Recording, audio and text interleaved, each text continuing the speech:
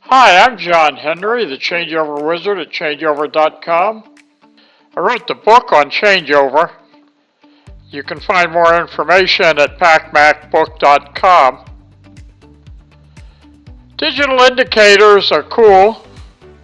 This one I like especially because it has a pneumatic lock to keep it from getting out of adjustment. Electronic indicators are even cooler. Just set it until the target and the set point match. The light will turn green, and Bob's your uncle.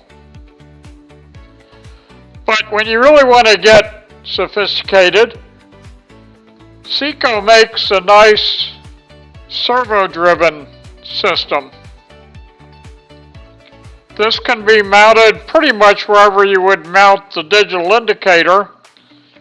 It connects to a small HMI. When the product is selected from the HMI, the servo motor sets to its correct position. It even has an up and down button, so if you do need to make fine tuning, you still can. These are all from SIKO. Appreciate them letting me film in their booth at a PAC Expo. Thanks for watching.